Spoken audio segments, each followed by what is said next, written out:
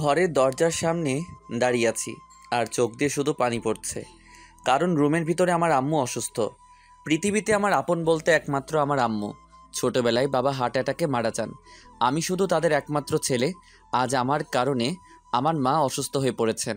হঠাৎ করে doctor room থেকে বের হলেন। আমি কান্না থামিয়ে ডাক্তারকে বললাম, কেমন আছে আমার আম্মু? ভয়ের কোনো কারণ নেই, এমনি একটু মাথা ঘুরছিল। আর তাছাড়া এখন ওনার রেস্টের প্রয়োজন। এই বয়সে এখন ঘরের কাজকর্মগুলো যত কম করবে তত ভালো। আমি কিছু ওষুধ লিখে দিচ্ছি, সময় মতো খাওয়াবেন, দেখবেন 2-3 দিনের ভিতরে ভালো হয়ে যাবে। ঠিক আছে ডাক্তার। তারপর ডাক্তার আঙ্কেল চলে গেলেন আর আমি তাড়াতাড়ি করে আম্মুর রুমে গেলাম। গিয়ে আম্মুর হাত ধরে কান্না করতে করতে বললাম, আম্মু, তুমি যাকে বিয়ে করতে বলবে আমি তাকেই বিয়ে করব। তবু তুমি নিজেকে এভাবে কষ্ট দিও না প্লিজ, আমি সইতে পারবো না। আম্মু আমার মাথায় হাত বুলিয়ে বললেন, সত্যি তুই আমার পছন্দের মেয়েকে বিয়ে করবি? হ্যাঁ আম্মু, আমি করব। তুমি যাকে বলবে আমি তাকেই বিয়ে করব। আম্মু একটু হেসে আমার চোখের পানি মুছে দিয়ে বলল, এই তো আমার লক্ষ্মী ছেলে। আমার কপালে একটা চুমু দিয়ে বললেন, আজকে আর অফিসে যেতে হবে না, বিকালে আমাদের গ্রামের বাড়িতে যাব। আচ্ছা। তারপর আমি আম্মুকে নিজের হাতে স্যুপ বানিয়ে খাওয়ালাম আর ওষুধগুলো খাইয়ে দিলাম।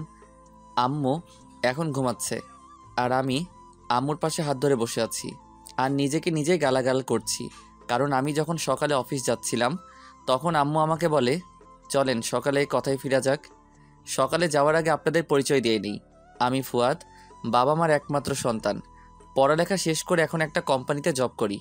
আমি যখন ছোট ছিলাম তখন বাবা মারা যান। আর বাকিটুকু গল্পের সাথে থাকেন, জানতে পারবেন। এভাবে আর কতদিন থাকবি? এবার একটা বিয়ে করে নে না। দেখো আম্মু, এখন আমি বিয়ে টিয়ের সম্পর্কে জড়াতে চাই না। তাছাড়া এখন বিয়ে করে সংসার জীবনের দায়িত্ব নিতে পারবো না। কেন পারবি না? প্রতিদিন তো তুই অফিসে চলে যাস, সারাদিন বাসায় কত কাজ একা একা করতে হয় আমাকে। এই বয়সে এসেও কি একটু বিশ্রাম করতে পারবো না? তাহলে কাজের লোক রেখে দাও, কিন্তু আমি এখন বিয়ে করতে পারবো না। যখন ঘর থেকে বের হচ্ছি তখন কিছু একটা আওয়াজ হলো। পিছনে তাকিয়ে দেখে আম্মু মেঝেতে পড়ে আছে। আম্মুকে মেঝেতে পড়ে থাকতে দেখে আমার পুরো পৃথিবী কয়েক মুহূর্তের জন্য থমকে যায়। দৌড়ে গিয়ে আম্মুকে কোলে তুলে রুমে নিয়ে যায়। তারপর অনেক ডাকাডাকির পরও জ্ঞান ফিরছিল না। আমার মনের মধ্যে একটা অজানা ভয় জেঁকে বসলো। আর দেরি না করে আমাদের ফ্যামিলি ডাক্তারকে কল করে বললাম বাসায় চলে আসতে। তারপর তিনি আসার পর কি হলো তা তো জানুন।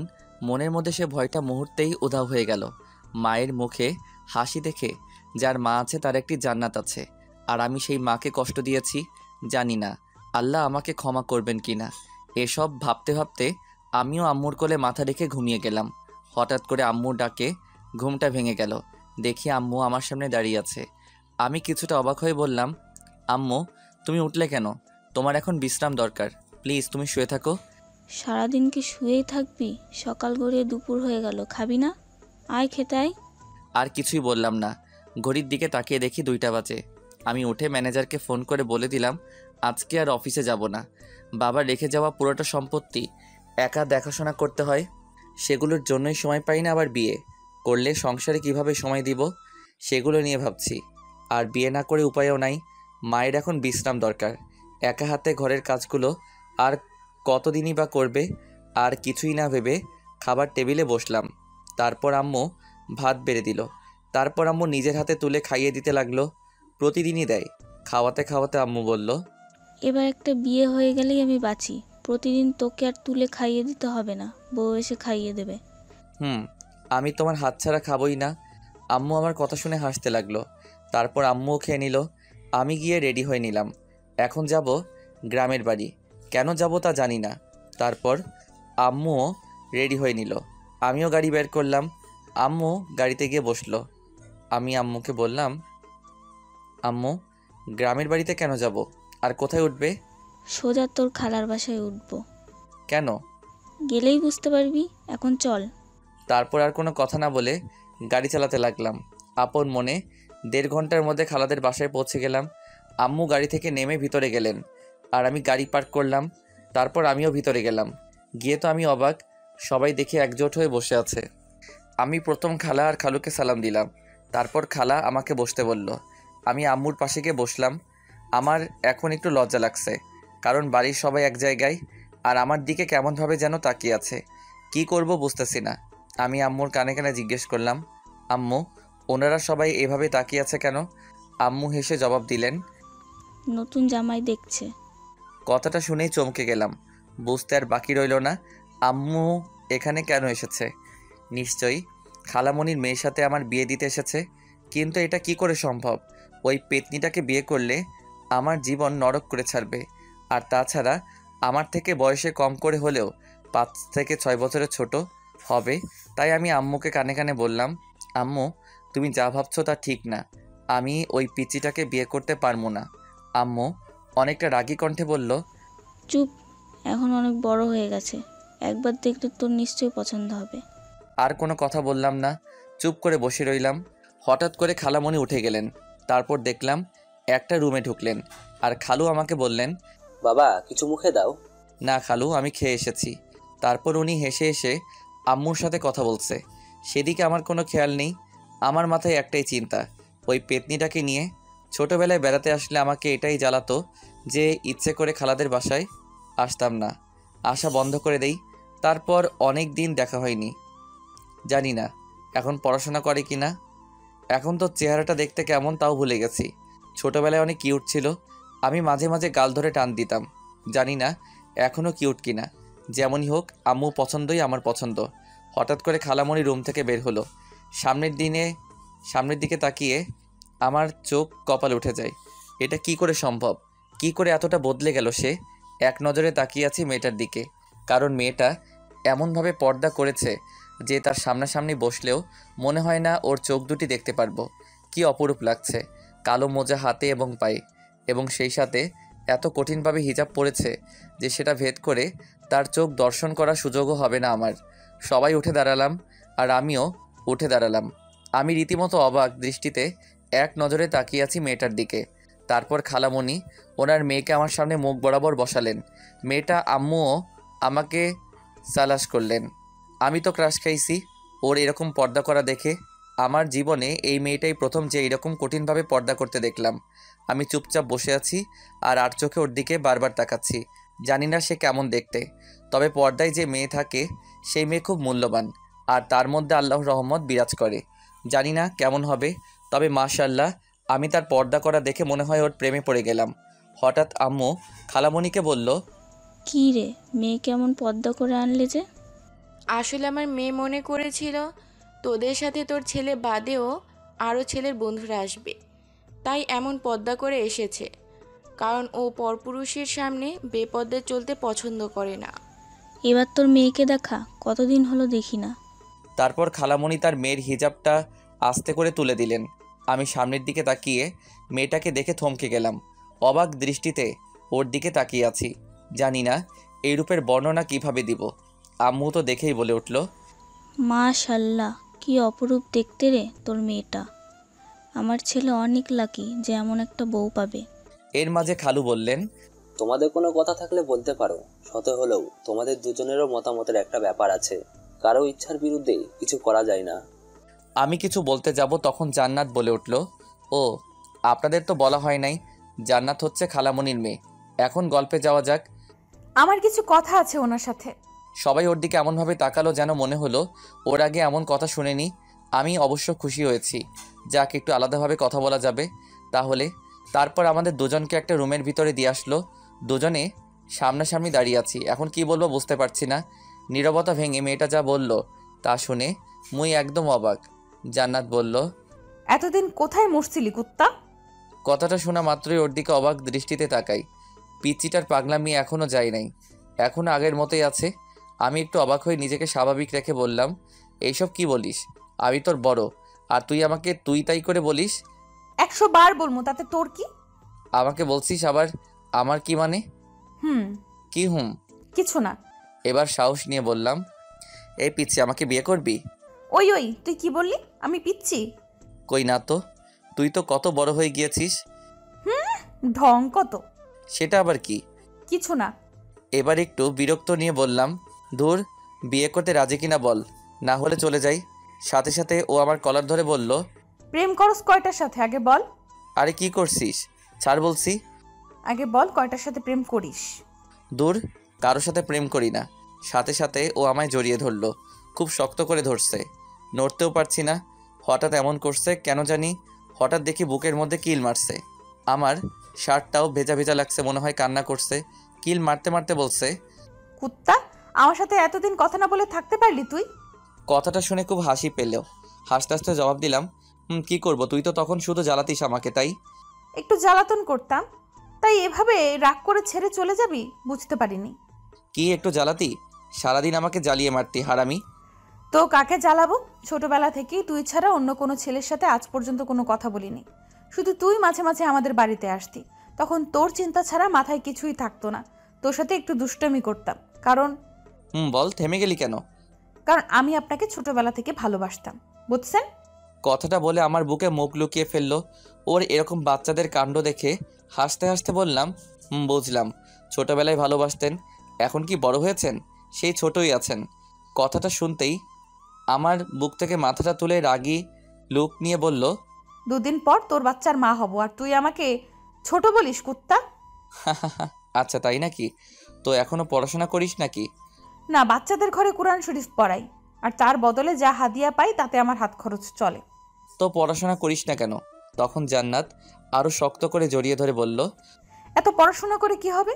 কোরআন শরীফের হাফেজা হয়েছি, আর তাছাড়া আমি আপনাকে নিয়ে প্রতিদিন স্বপ্ন দেখি, আর আল্লাহ রাব্বুল আলামিনের কাছে নামাজ আপনার জন্য দোয়া করি।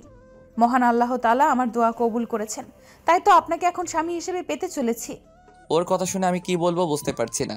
ছোট থেকে এত ভালোবাসে জানতাম না, জানলে তো ছোট থেকে প্রেম করতাম। আর না জেনেই ভালো হয়েছে, কারণ বিয়ের আগে প্রেম করা হারাম। এখন সব প্রেম ভালোবাসা বিয়ের পর হবে। হয়তো ওর মোনাজাতের দোয়া আল্লাহ তাআলা কবুল করেছে, তাই তো আজ পর্যন্ত কোনো মেয়েকে আমার ভালো লাগেনি। ওকে প্রথম দেখাতেই ভালো লেগেছে, আর শেষে ওকেই ভালো লাগা আর কেউ জীবনে আসতে পারবে না। চেয়ে দেখি এখনও শক্ত করে জড়িয়ে ধরে আছে, মনে হচ্ছে আমার বুকের ভিতরে লুকাতে চাচ্ছে। আমি ওর মাথায় হাত বুলাতে বুলাতে বললাম, এই যে এভাবে শক্ত করে জড়িয়ে ধরে আছেন, আমার যে শ্বাস নিতে কষ্ট হচ্ছে। হোক, এতদিন আপনি আমাকে অনেক কাঁদিয়েছেন, আজ তার শোধ তুলছি। তাই খুব ভালোবাসো আমায়, তাই না? নিজের থেকেও বেশি। আচ্ছা, অনেক ভালোবাসা দেখানো হয়েছে, এবার ছাড়ো। কেউ এসে পড়লে কি ভাববে বলো তো? কেউ আসবে না, কারণ সবাই জানে স্বামী স্ত্রী এখন প্রেম করতে ব্যস্ত। পিচ্চিটা তো দেখি পাকা পাকা কথা শিখেছে। হুম কি কিছু না, বলেন আমায় কবে বিয়ে করবেন? আমি আর আপনাকে ছাড়া থাকতে পারছি না। কথাটা শুনে আমি ওর দিকে তাকালাম। চেয়ে দেখি ও আমার শার্টের বোতাম নিয়ে খেলা করছে, আর শরমে গালগুলো লাল হয়ে গেছে। আমি ওর থুতনি ধরে মুখটা তুলে বললাম, তুমি যখন চাইবে তখনই নিয়ে যাব। আমি তো এখনই চাই। তাই? আচ্ছা চলো, তোমার আব্বুকে গিয়ে বলছি আজই বিয়ে দিয়ে দিতে। সত্যি? করবা? হুম মানে? আমি রাজি আজকে বিয়ে করতে। আচ্ছা চলো তাহলে এখন বাইরে যাই, সবাই অপেক্ষা করছে। তারপর জান্নাত আমাকে ছেড়ে দিল, তারপর আবার হিজাবটা পরে নিল। তা দেখে আমি বললাম, আবার মুখ ঢাকলে কেন? বাহিরে পাশের বাসায় অনেক লোকেরা আছে, আমি চাই না আমাকে কেউ দেখুক। তখন আন্টির কথায় হিজাবটা তুলছিলাম, না হলে কখনোই তুলতাম না, কারণ আমার সবটা সৌন্দর্য শুধু আপনার দেখার অধিকার আছে, আর কারণই, বুঝছেন? কথাটা শুনে আপনা আপনি মুখের কোণে হাসি ফুটে উঠল। কি বলবো বুঝতে পারছি না, তাই এটা হাসি দিয়ে হাঁটা শুরু করলাম। তারপর দুজনে চলে এলাম বাহিরে। পিচ্চিটা ওর মায়ের পাশে বসেছে, আর আমি আমার মায়ের পাশে। আম্মু আমাকে কানে কানে ফিসফিস করে বলল, কি রে, কেমন লাগলো পিচ্চিটাকে? দারুণ। আর ও নাকি আমাকে অনেক আগে থেকে ভালোবাসে। জানি, তাই তো এই পিচ্চিটাকে বৌমা করে নিয়ে যাচ্ছি, যাতে তোর মতো বাদরটাকে টাইট করতে পারে। আমি আর কিছুই বললাম না, শুধু ওর দিকে তাকিয়ে একটা হাসি দিলাম। আর আম্মু ওনাদেরকে বললেন, তো ভাই, এবার তাহলে বিয়ের 3 তারিখ পাকা করা যাক। হ্যাঁ অবশ্যই, শুভ কাজে দেরি কিসের? তারপর আম্মু ওনাদের সাথে বিয়ের দিন তারিখ ঠিক করলো। তারপর আরও অনেক কথাবার্তা বলার পর রাতে খাবার দেওয়া হলো। এখন সবাই খেতে বসেছে। খালা খাবার বেড়ে দিলেন, কিন্তু সমস্যা একটাই, ছোটবেলা থেকে নিজের হাতে কতবার ভাত খেয়েছি তা মনে নেই, কারণ আম্মু আমাকে খাইয়ে দেয়। কিন্তু এখানে খাইয়ে দিতে পারবে না, আর আমি নিজ হাতে তুলে খেতেও পারবো না। তাই আমি আম্মুকে বললাম, আম্মু আমি কিছুই খাবো না এখন। জানি কেন খেতে পারবি না। আচ্ছা এখন অল্প করে খেয়ে নে, বাসায় গিয়ে আমি আবার খাইয়ে দেবো। আমি তো আম্মুর কথা শুনে অবাক। আম্মু বুঝলো কিভাবে? একেই বলে মা জাতি। কিছু বলার আগে সন্তানের কথা সব বুঝে ফেলে।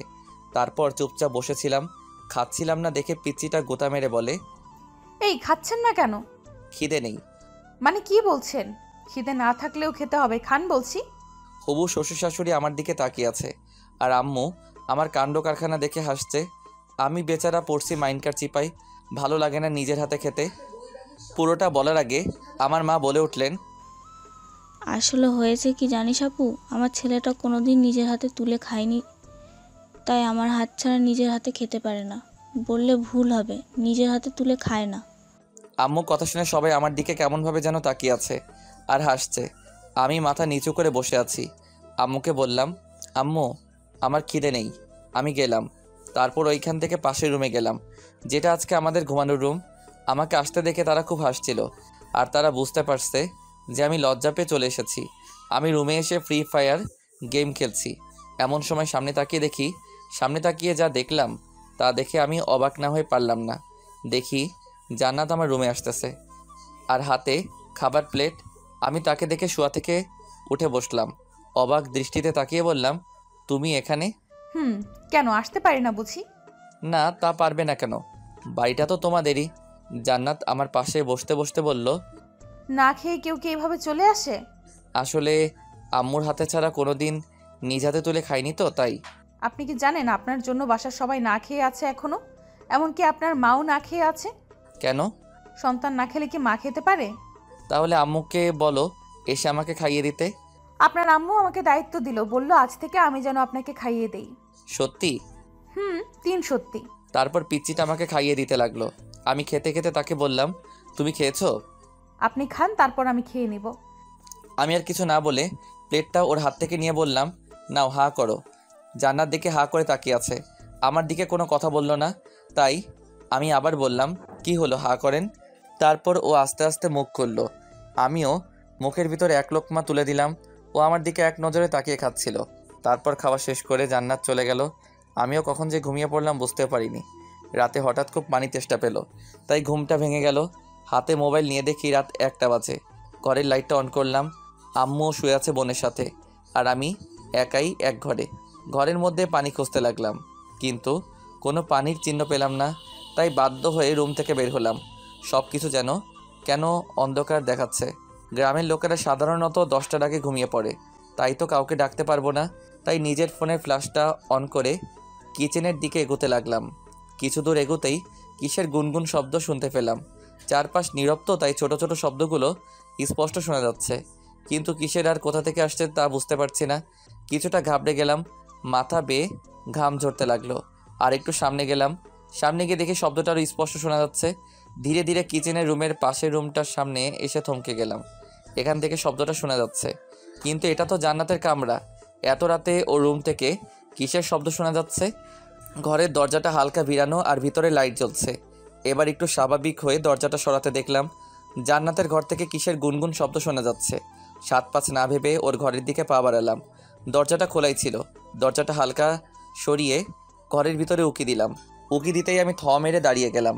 নিজেকে বুদ্ধ বললে গালাগাল দিতে লাগলাম।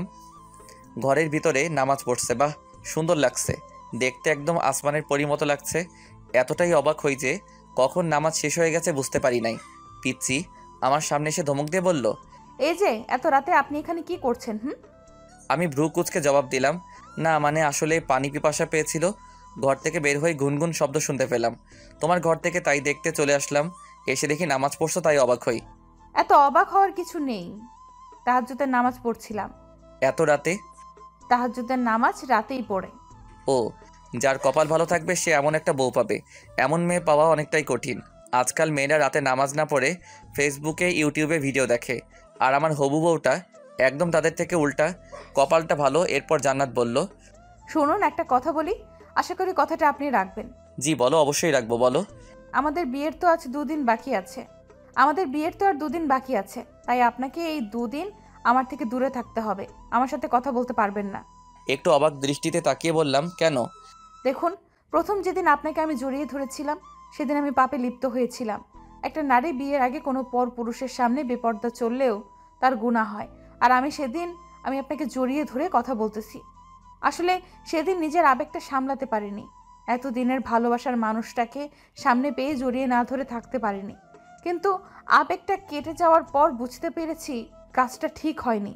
তাই প্রতি নামাজ পড়ে আল্লাহ রাব্বুল আলামিনের কাছে ক্ষমা প্রার্থনা করি। জানি না ক্ষমা করবেন কিনা, কিন্তু আমার এইটুকু বিশ্বাস আছে তিনি পরম করুণাময়, ক্ষমাশীল। তিনি আমাদের দুজনের পাপ নিশ্চয়ই ক্ষমা করবে। কিন্তু প্রতিবার জেনে বুঝে ইচ্ছাকৃতভাবে যদি আমি আপনার সাথে কথা বলি, তাহলে উনি আমাকে কখনোই ক্ষমা করবেন না। তাই যাতে আমাদের দুজনের আমল নামায় কোনো পাপ কাজে সামিল না হয়, সেজন্য এই 2টা দিন আমাদের দুজনকে দুজনের থেকে আলাদা থাকতে হবে। কোনো কথা তো দূরে থাক, আপনার সামনেও যেতে পারবো না। তার মানে এই না যে আমার মনে আপনার জন্য ভালোবাসা নেই। আমার মনে আপনি কতটা জায়গা জুড়ে আছেন তা আমি আপনাকে বলে বোঝাতে পারবো না। কিন্তু তার চাইতে বেশি ভয় আল্লাহর কাছে। তাই আমাদের দুজনের মঙ্গলের জন্য বলছি, আর মাত্র 2টা রাত আপনাকে আমার চোখের আড়াল হয়ে থাকতে হবে। দয়া করে আমার এই ইচ্ছাটা পূরণ করুন। জান্নাত কথাগুলো বলে চুপ করে রইল, মাথা নিচু করে দাঁড়িয়ে রইল। আর আমি মনে নিজেকে ধন্য মনে করছি। সত্যি কি এসব বাস্তব নাকি কল্পনা? কতটা ভালোবাসলে একটা মেয়ে তার হবু বরের জন্য আল্লাহর কাছে ক্ষমা প্রার্থনা করতে পারে? হয়তো তার ভালোবাসা বিশালতা আমার থেকেও বেশি। আমি আর কথা বললাম না, একটা হাসি দিয়ে মাথা নিচু করে বললাম, তুমি যা বলবে আমি তাই করব। বলেই সেখান থেকে আসতে যাব, তখন সে আবার ডাক দিল। শুনুন। পিছনে মুখ করে তাকিয়েছিলাম, কিন্তু তার দিকে তাকাইনি। মাথা নিচু করে বললাম, জি বলুন। আরেকটা কথা ছিল, রাখবেন? বলো। আমাদের বিয়েটা ঘরোয়া হলে খুব খুশি হতাম। না মানে কোনো অনুষ্ঠান বা গায়ে হলুদ করানোর দরকার নেই, কারণ বিয়েতে গায়ে হলুদ হারাম। আর অনুষ্ঠানটাও না করানোই ভালো, কারণ সেখানে অনেক মানুষ থাকবে। আমি আপনার পাশে বসে থাকবো, হাজার হাজার মানুষ আমার রূপ সৌন্দর্য উপভোগ করবে, ছবি তুলবে, ভিডিও করবে। আর এইসব কাজ করানোর জন্য আমি পাপের ভাগিদার হব। আমার রূপ সৌন্দর্য একমাত্র আমার স্বামীর জন্য তোলা রয়েছে। তিনি ছাড়া আমায় অন্য কেউ দেখুক তা আমি চাই না। এত বড় গুনার ভাগিদার হওয়ার চাইতে বিয়েটা না হওয়া ভালো, কারণ এই জীবনে আমি আপনাকে না পেলেও আমার তেমন কোনো ক্ষতি হবে না। কিন্তু যে পাপগুলো হবে সেগুলো ক্ষমার জন্য পরকালে অনন্তকাল জীবনের সাজা ভোগ করতে হবে। তাই এটা আমার আপনার কাছে অনুরোধ। আশা করি আপনি আমার কথাগুলো বুঝতে পারছেন। কথাগুলো শুনে চোখের নিচে নোনা জলের বিন্দু জমা হতে লাগলো। এটা কোনো কষ্টের না, এটা খুশির কান্না। এখন নিজেকে সবচেয়ে সুখী মানুষ মনে হচ্ছে। আমি মাথা নিচু করে বললাম, তুমি যেমনটা চাইবে তেমনটাই হবে। তারপর ঘর থেকে বেরিয়ে এলাম। খুব খুশি লাগছে এখন। ওর ঘরে দরজার সামনে দাঁড়িয়ে চোখের জল মুছতেছিলাম, এমন সময় ওর কথা স্পষ্ট শুনতে পেলাম। ওনার থেকে বেশি আমি ভালোবাসি তাকে, কিন্তু বিয়ের আগে এগুলো ঠিক না। আমি কোনো দিনও ওনাকে নিজের ভালোবাসা বুঝতে দেইনি। এখন হয়তো ওনার একটু কষ্ট হবে, কিন্তু এতে আমাদের দুজনেরই মঙ্গল। দূর, কিসের কষ্ট, বরং শুনে বেশি খুশি হইছি। আর আমি মনে মনে সিদ্ধান্ত নিলাম, কখনো পিচিটাকে কোনো কারণে কষ্ট দিব না, তাহলে হয়তো আল্লাহ আমাকে কখনো মাফ করবেন না। পাগলি একটা। বলি হাসতে হাসতে রুমে চলে এলাম। সেখান থেকে সব পানির পিপাসা মিটে গেছে। এখন শুধু ভাবছি পিচিটাকে কবে বুকে পাবো। এই 2 দিন আমার কাছে 2 বছরের মতো লাগছে। ওর সাথে এখন কথা না বলে থাকতে পারছি না। ইচ্ছে হচ্ছে খুব করে ওর হাত ধরে বসে বসে সারা রাত গল্প করতে, কিন্তু কি আর করার, পাগলিটার ইচ্ছে তো পূরণ করতেই হবে। রাজকপাল নিয়ে জন্ম মনে হয় আমার, তাই তো ওর পাগলিকে আপন করে পেতে যাচ্ছি। এখনও তো অনেক কাজ বাকি আছে। আম্মুকে বিয়ের অনুষ্ঠানে কথা না করতে হবে, সকালে এখান থেকে চলে যেতে হবে, কারণ পাগলিটার সামনে থাকলে আমি কথা না বলে থাকতে পারবো না। বিছানায় গা হেলান দিয়ে নিজের ভবিষ্যৎ জীবন সঙ্গিনীর কথা ভাবছি। এখন হয়তো ঘুমাচ্ছে। অনেক ইচ্ছে হচ্ছে ওর ঘুমন্ত মুখটা দেখতে, ওর প্রতি ওর প্রেমে পড়ে যাই। আর রাগলে তো কথাই নাই, গালগুলো লাল টমেটোর মতো হয়ে থাকে, বলে বোঝাতে পারবো না। তখন কি অপরূপ লাগে। এইসব ভাবতে ভাবতে কখন যে ঘুমের দেশে চলে গেলাম বুঝতেই পারি নাই। হঠাৎ আম্মুর ডাকে ঘুম ভেঙে গেল।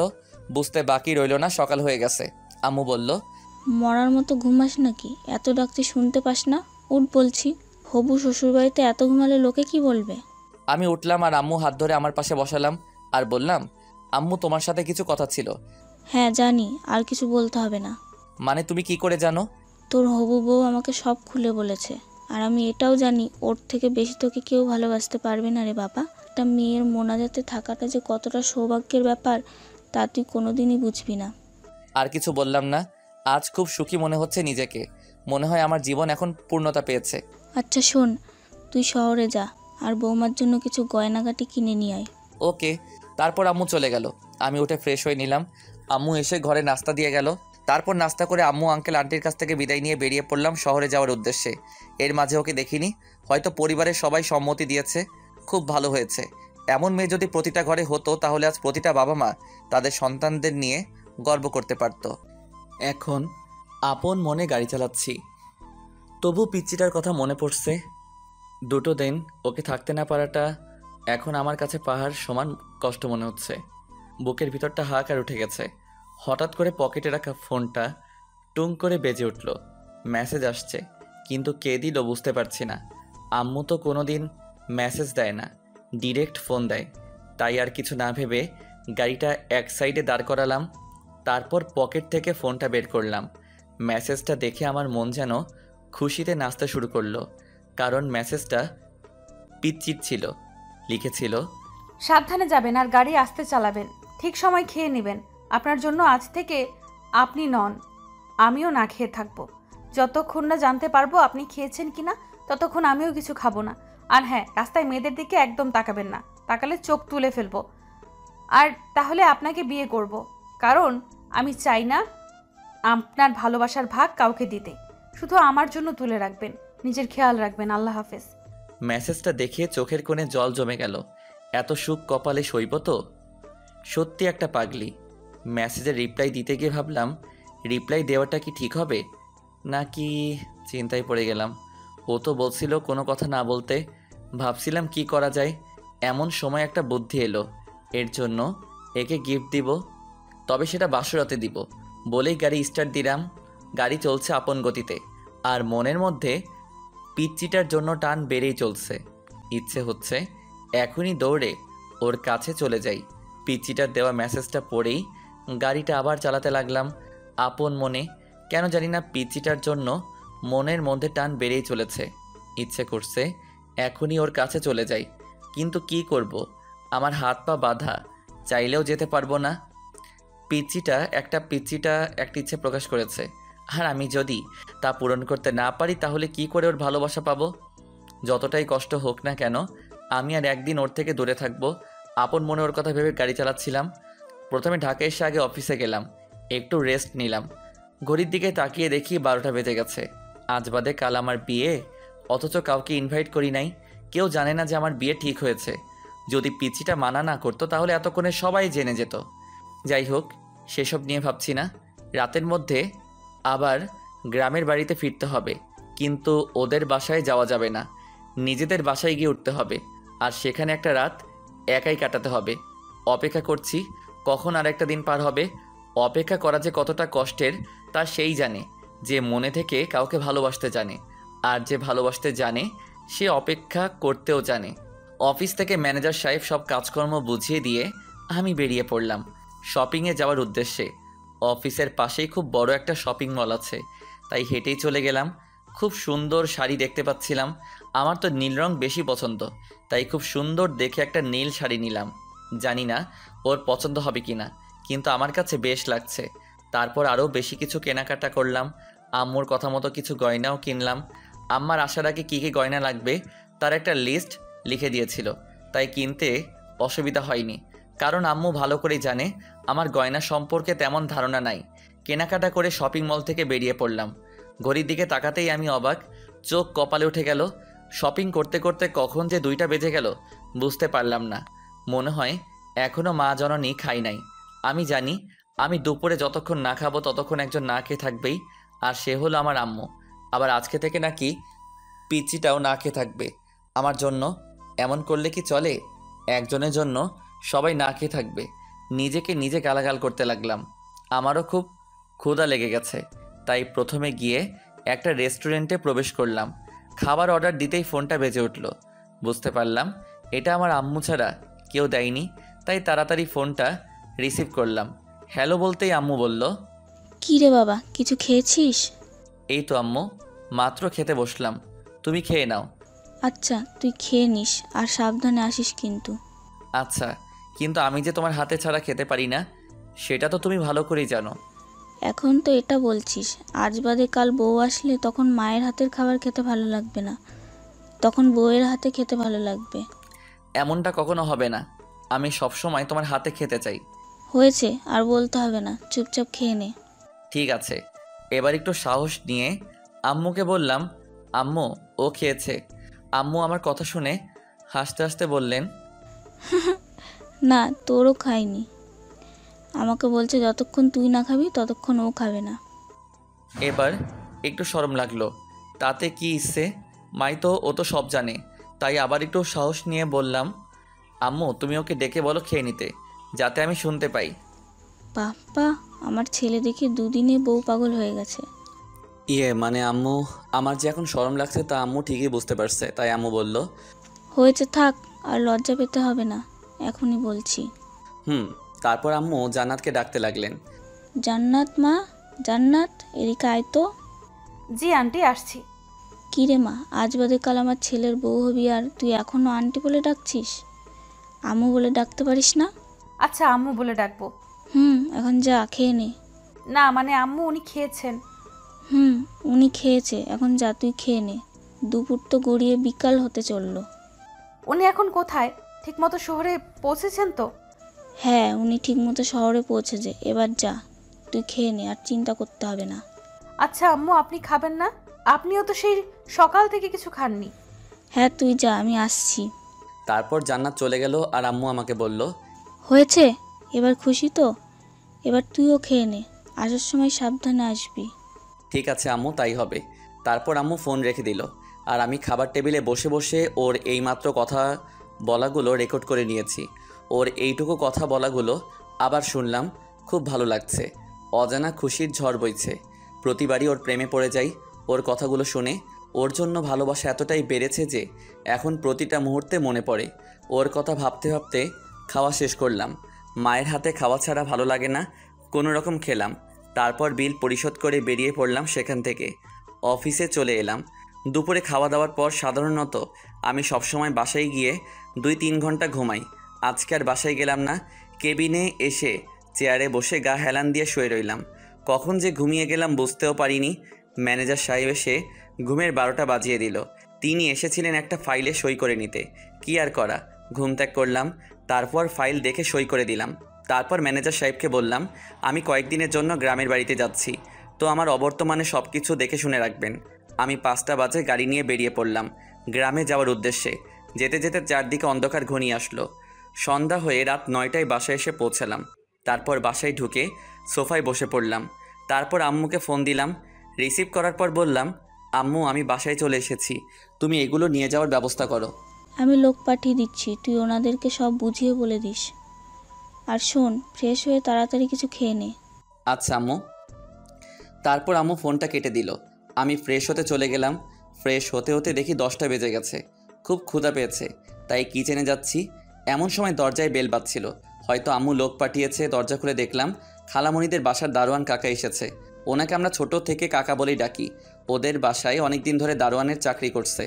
যাই হোক, এবার ওনাকে সব বুঝিয়ে দিলাম। তারপর ওনারা চলে গেল। তারপর আমিও কিচেনে ফলমূল রাখা ছিল, সেগুলো খেলাম। তারপর নিজের রুমে চলে এলাম। এসেই রুমে গা হেলান দিয়ে শুয়ে রইলাম। বাইরে চাঁদের আলো সোজা জানালা দিয়ে মুখের উপর এসে পড়েছে। চাঁদের দিকে তাকিয়ে ভাবছি, আচ্ছা আমি যেমন সারাক্ষণ তার কথা চিন্তায় বিভোর থাকি, ও কি আমার কথা সারাক্ষণ ভাবে? হয়তো ভাবে। এত ভালোবাসে যখন ভাববে হয়তো। শুধু একটা বদ অভ্যাস, মনে কথা কাউকে জানতে বা বুঝতে দেয় না। মনের কথা মনেই চেপে রাখে। আচ্ছা, এখন কেউ জেগে আছে? এখন কি আমার কথা ভাবছে? হঠাৎ করে না খেয়ে থাকার কথাটা মনে পড়ে গেল। ভুলেই গিয়েছিলাম। এই কথাটা তো ওকে জানাতে হবে যে আমি খেয়ে নিয়েছি, না হলে তো না খেয়ে পুরো রাতটা পার করবে। তাড়াতাড়ি আম্মুকে ফোন দিলাম। রিসিভ করার পর আম্মুকে বললাম, আম্মু তুমি খেয়েছো?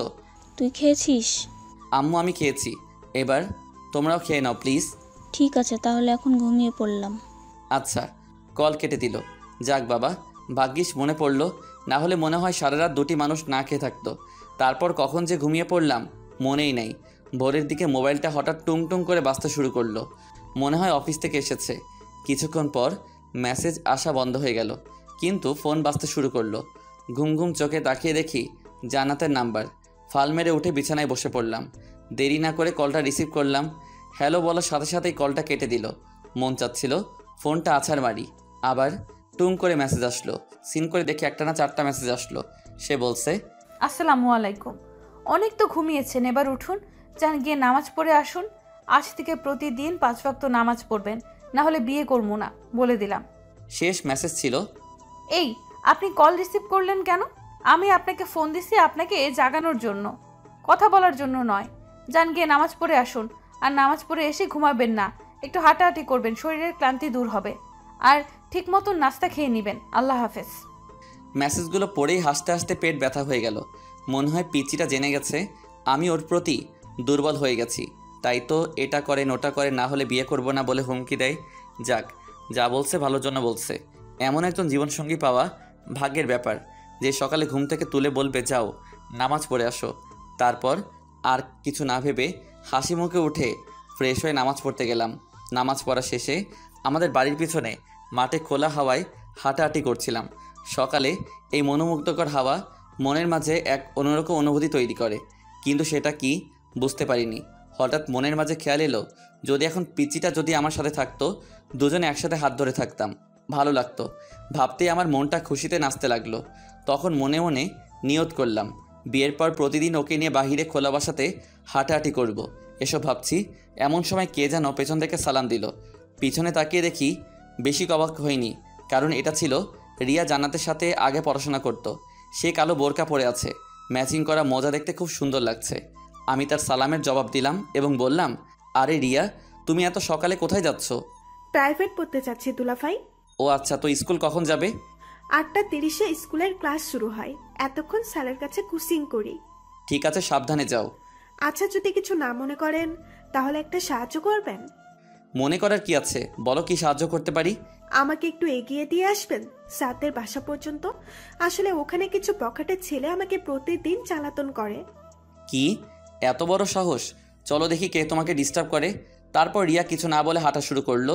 আমিও তার পিছনে হাঁটা ধরলাম। কিছুক্ষণ পর একটা জায়গায় এসে দাঁড়ালাম। পাশেই স্যারদের বাসা, আর রাস্তার ওপারে কিছু পোলাপান দাঁড়িয়ে আছে, দেখে বোঝা যায় 9-10-এ পড়ে। তারপর রিয়া আমাকে বলল, দুলাভাই, ওই ছেলেগুলোই আমাকে প্রতিদিন ডিস্টার্ব করে।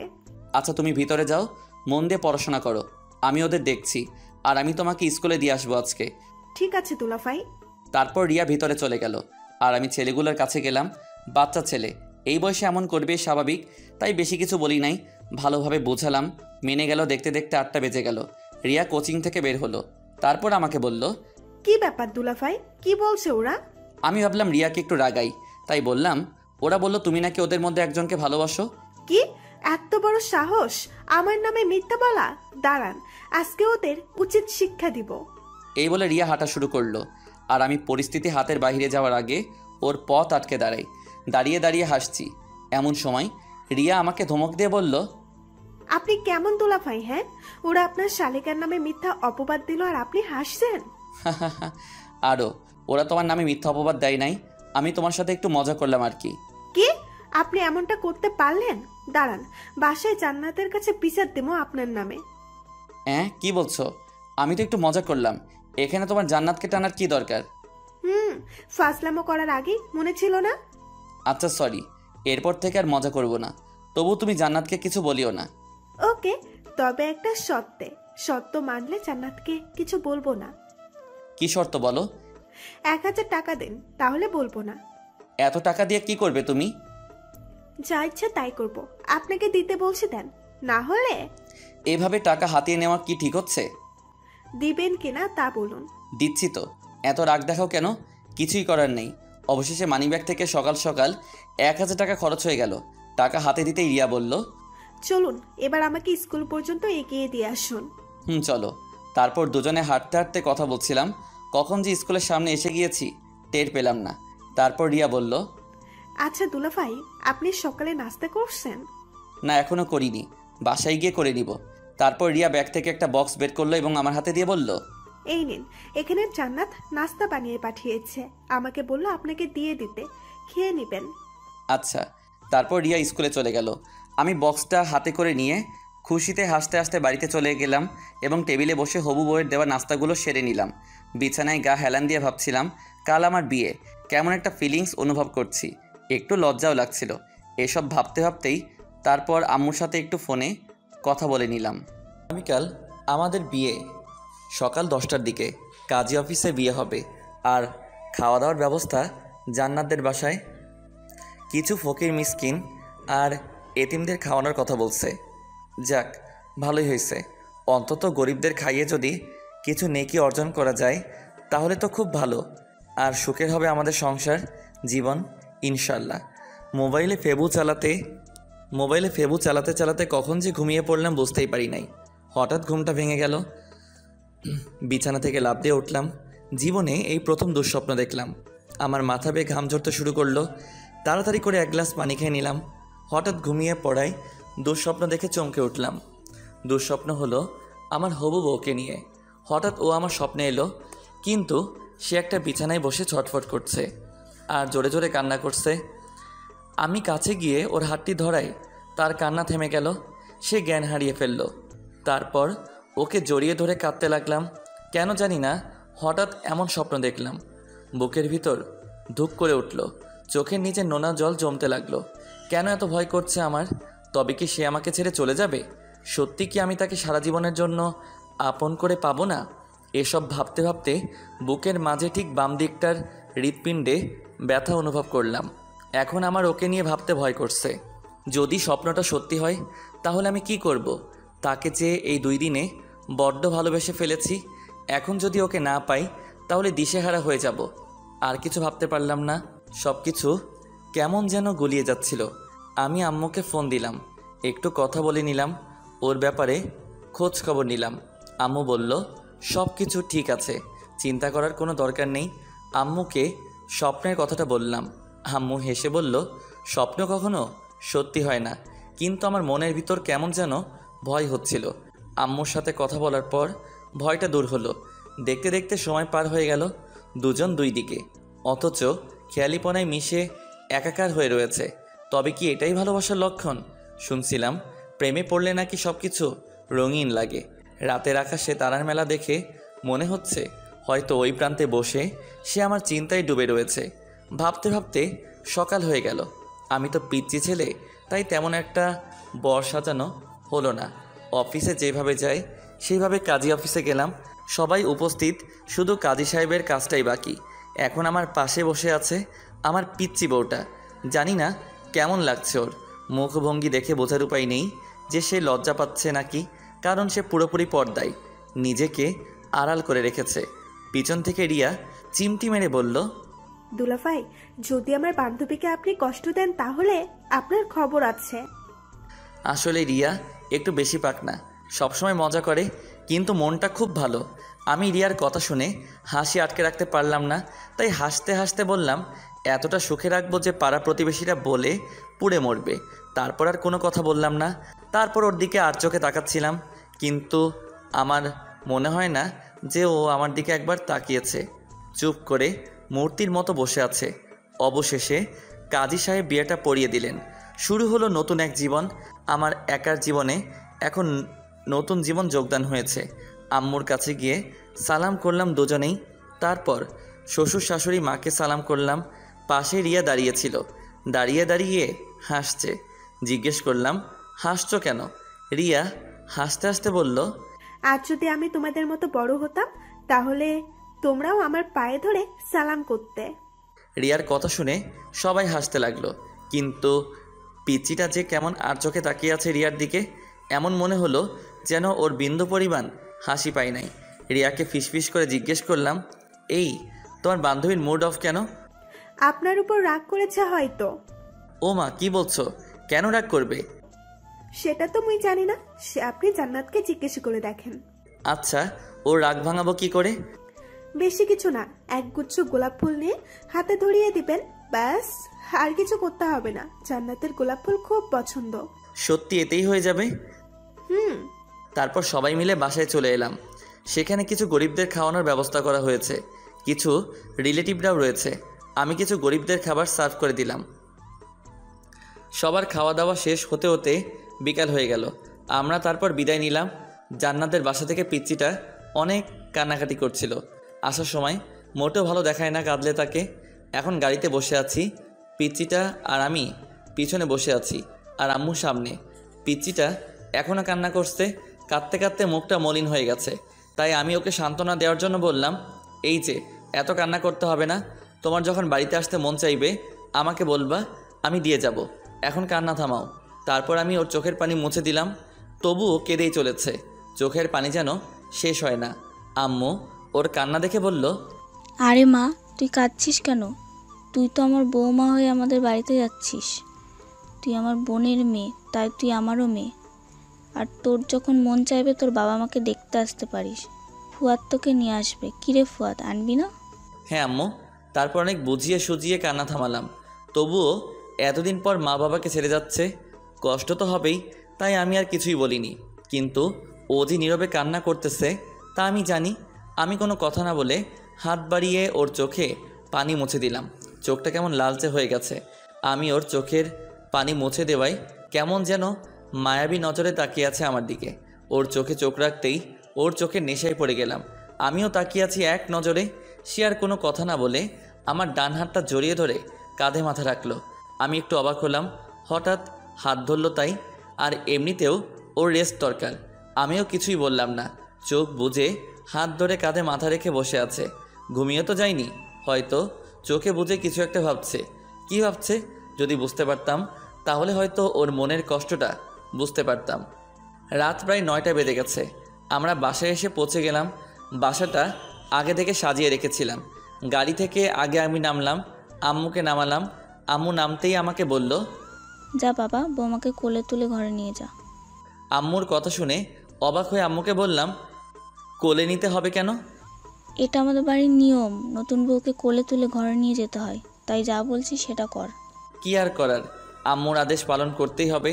তাই আমি ঘুরে হিয়া ও পাশের ডোর খুলে বললাম, নামুন। জান্নাত কোনো কথা না বলে উঠে দাঁড়ালো, আর আমি সাথে সাথে কোলে তুলে নিলাম। এতে জান্নাত কিছুটা লজ্জা বোধ করলো, আর সে চোখ বন্ধ করে রইল। তারপর তাকে রুমে বসিয়ে দিয়ে বাহিরে চলে এলাম। গাড়ি থেকে কিছু জিনিসপত্র ড্রাইভার দিয়ে গেল, যা ওর জন্য গিফট হিসেবে এনেছিলাম। তারপর আমি সোফাতে বসে পড়লাম। এমন সময় আম্মু এসে যা বলল, কিরে, এখানে বসে আছিস যে? যা ঘরে যা। আচ্ছা আম্মু। আর আমি কিছুক্ষণ এভাবেই বসে রইলাম আর ভাবছি, হালা ড্রাইভার আসে না কেন? ফুল আনতে গিয়ে কি হাওয়া হয়ে গেল নাকি? কি জানি, পাই না কি। না পেলে তো আমি শেষ। এমনিতে 11টা বেজে গেছে। ঢাকা শহরে তো এখন দোকানপাট খোলা থাকে, তাহলে দেরি হচ্ছে কেন? কিছুক্ষণ পর ড্রাইভার এসে তাড়াতাড়ি ফুলগুলো দিল। আমি খুশি হয়ে আমি ফুলগুলো হাতে নিলাম। তারপর পকেট থেকে মানিব্যাগ বের করে ড্রাইভার করে 1,500 টাকা বকশিশ দিলাম। ড্রাইভার খুশি মনে চলে গেল। তারপর আমি দেরি না করে ফুল আর গিফটের বক্সটা হাতে নিয়ে রুমের দিকে এগোতে লাগলাম। বুকের ভিতরটা ধুকধুক করতে লাগলো। দরজার সাথে থমকে দাঁড়িয়ে রইলাম। দীর্ঘশ্বাস ছেড়ে আস্তে আস্তে রুমের ভিতরে ঢুকলাম। রুমের ভিতরে ঢুকতেই আমি জান্নাত বিছানা থেকে উঠে আমার কাছে এলো। তারপর দেখলাম আমার পা ছুঁয়ে সালাম করতে লাগলো। আমি খানিকটা পিছাই গিয়ে বললাম, আরে আরে কি করছো? কেন সালাম করলাম? এটা সব স্ত্রীর কর্তব্য, তার স্বামীর সালাম করা। ও আচ্ছা, কিন্তু তোমার স্থান আমার পায়ে না, আমার বুকে। তাই? কিন্তু আচ্ছা, আপনি এক হাত পেছনে রেখেছেন কেন? আর এই হাতে এই বক্স কিসের? এই নাও, এটা ধরো। এই বলে বক্সটা ওর হাতে দিলাম। ও কিছুটা ভ্রুকুচকে জবাব দিল, কি এটাতে? দেখে নাও। তারপর জান্নাত বক্সটা খুলতে লাগলো। খুলে দেখতে লাগলো জান্নাত আমার দিকে অবাক দৃষ্টিতে তাকিয়ে আছে, কারণ বক্সের ভিতরে রাখা আছে 2 সেট বোরকা, জান্নাতের পছন্দের কালারের, আর একটা কোরআন শরীফ, তবজি আর প্রয়োজনীয় দ্রব্য সামগ্রী, আর কিছু অর্থ ছিল। আমি জান্নাতের দিকে তাকিয়ে বললাম, পছন্দ হয়েছে? জান্নাত কোনো কিছু বলছে না, চুপ করে বক্সে রাখা ছিল জিনিসগুলো হাতিয়ে হাতিয়ে দেখছে। তাই আবার জিজ্ঞেস করলাম, কি হলো, কিছু বলছো না কেন? পছন্দ হয় নাই তোমার? সে আমার দিকে নজর তুলে তাকাতে আমার বুকের ভিতরে ধুপ করে উঠল। সে আবারও কাঁদছে, আর চোখে জলেই স্পষ্ট দেখতে পাচ্ছি আমি একটু ঘাবড়ে গেলাম। আর কিছুটা ভ্রু কুচকে ওর আরেকটু কাছে গিয়ে জিজ্ঞেস করলাম, আরে কাঁদছো কেন, কি হয়েছে, পছন্দ হয়নি এগুলো? সে কান্না ভেজা কণ্ঠে জবাব দিল, আপনি কি বোকা? এগুলো কিনা পছন্দ হওয়ার জিনিস? আমার খুব খুব ভালো লেগেছে, এবং আমার কাছে সব থেকে বেশি মূল্যবান উপহারের মধ্যে একটা। তাহলে কাঁদছো কেন? আপনি একটা বুদ্ধু, আপনি এটা বুঝেন না, এটা খুশির কান্না। এই বলেই জান্নাত আমাকে জড়িয়ে ধরলো। আমি মোটেও বুদ্ধ না। জি না, আপনি বুদ্ধু না, আপনি একটা হাদারাম। কি? আমি হাদারাম? তো তুমি কি? চুপ, আপনি নয় তুমি করে বলো। আচ্ছা, কিন্তু তুমি এখনো তোমার হাতে পেছনে রেখেছো কেন? কি এনেছো দেখি? আমি পিছনে থেকে ফুলের তোড়াটা সামনে এনে বললাম, এই যে এটা তোমার জন্য, তোমার বন্ধু বলছে। আচ্ছা দাও এগুলো, আমি রেখে দিচ্ছি। আর তুমি গিয়ে অজু করে আসো, যাও। ঠিক আছে, যাচ্ছি। আমাদের সংসার জীবনে যাতে সুখের হয় সেই জন্য আল্লাহ রাব্বুল আলামিনের কাছে দু হাত তুলে ফরিয়াদ করব। তিনি আমাদের নিশ্চয়ই খালি হাতে ফেরাবেন না। আচ্ছা। তারপর অজু করে দুজনে একসাথে নামাজ পড়ে নিলাম। নামাজ পড়া শেষ। জান্নাত বলল, এই শুনো, আমি তোমার উপর অনেক রাগ করেছি, তুমি আমার সাথে কথা বলবে না একটুও। ও মা, রাগ করছো আবার? কিন্তু কেন? এমনি আমার অনেক রাগ হচ্ছে। ফুল তো এনে দিলাম, আর কি এনে দিতে হবে শুনি? এই তুমি কি আমাকে লোভে ভাবো যে কোনো জিনিস দিলে আমার রাগ ভাঙবে? হ্যাঁ তাই তো। কি বললে? কই কিছু না তো। চুপ, যাও, তোমার সাথে কথা নাই আমার। কেন, কি করতে হবে বলো? তখন আমাকে ওভাবে কোলে তুলে আনলে যে, আমার অনুমতি নিয়েছিলে? না, কিন্তু আম্মু বলছে কোলে তুলে নিয়ে আসতে, তাই নিয়ে আসলাম। বুঝেছি। আচ্ছা বলো, এখন তোমার জন্য কি করতে হবে শুনি? যা বলবো তাই করবে? হ্যাঁ করবো তো। আমি ছেলেবেলা থেকে তোমাকে স্বামী হিসেবে পাওয়ার জন্য দোয়া করে এসেছি। আজ আমার স্বপ্ন পূরণ হয়েছে, কিন্তু আমার আরেকটা স্বপ্ন আছে, সেটা তোমাকে পূরণ করতে হবে। কি সেটা শুনি? পূরণ করবে তো? হ্যাঁ, কেন করব না।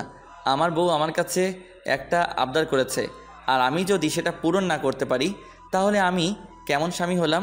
তোমার যেই ইচ্ছে থাক না কেন, আমি পূরণ করবো ইনশাল্লাহ। না মানে কথাটা বলতে আমার লজ্জা লাগছে। ও মা, পিচ্চিটা আবার লজ্জাও পাই বুঝি? কি আমি পিচ্ছি? কই না তো, তুমি তো অনেক বড়, আমার থেকেও বড়। কি বলো তোমার ইচ্ছেটা কি শুনি? কাছে আসো, কানে কানে বলবো। কি এমন কথা যে কানে কানে বলতে হবে? তোমাকে কাছে আসতে বলছি না, এক কথা কেন বলো? আচ্ছা আসছি। তারপর আমি ওর কাছে যেতেই ও আমাকে জড়িয়ে ধরলো, আমার বুকে মুখ লুকিয়ে রেখেছে। আমি অবাক হয়ে জিজ্ঞেস করলাম, এই পাগলি, এইভাবে কেউ হুট করে জড়িয়ে ধরে? আমি ধরবো, তাতে তোমার কি? আমি আমার স্বামীকে জড়িয়ে ধরেছি। কিন্তু তোমার ইচ্ছাটা কি এখনো বললে না? না মানে আসলে কি বলো? আমি না একটা বাবু চাই তোমার কাছে, তোমার মতো দেখতে কিউট এমন একটা বাবু চাই। বলেই আমার বুকের ভিতরে মুখ লুকিয়ে ফেললো, মনে হলো যেন বুকের ভিতর ঢুকে যেতে চাচ্ছে। আমি হাসতে হাসতে ওকে জড়িয়ে ধরে বললাম, ইস, আমার বউটা আমার কাছে বাবু চাই, আর আমি কি তা না করতে পারি না? কিন্তু এর জন্য তোমাকে কষ্ট করতে হবে যে। কি কষ্ট? বেশি কিছুই না, শুধু আমাকে ভালোবাসতে হবে। এই আমাকে আবার কোলে নাও প্লিজ। কেন? আমি তোমার বুকে মাথা রেখে ঘুমাতে চাই, তাই। তাই বুঝি। তারপর ওকে কোলে তুলে নিলাম। ও আমার বুকে মাথা রেখে চুপ করে শুয়ে রয়েছে। বিছানায় নিয়ে শুইয়ে দিলাম। ও আমাকে জড়িয়ে ধরে বলল, এই আমাকে একটা ইয়ে দিবে? ইয়ে কি গো? জানো না বুঝি? কই না তো। ও আচ্ছা, তাহলে থাক। এই বলে জান্নাত আমার বুকে মাথা রেখে চুপ করে শুয়ে রইল। আমি জান্নাতের মাথায় হাত বোলাতে বোলাতে বললাম, এই যা, পিচ্চি বউটা রাগ করলো নাকি? কি কিছু না, ঘুমাও তো। ঘুমাইলে বাবু আসবে কই থেকে? জানি না। আচ্ছা, লাইট অফ করে দেই, নাহলে পাঠক পাঠিকার মন্দ বলবে। আমার ভয় করে। আমি তো আছি। তারপর আর কিছু না বলে লাইটটা অফ করে দিলাম। তারপর আমরা দুজনে স্বপ্ন পূরণের উদ্দেশ্যে পাড়ি দিলাম ভালোবাসার সাগরে।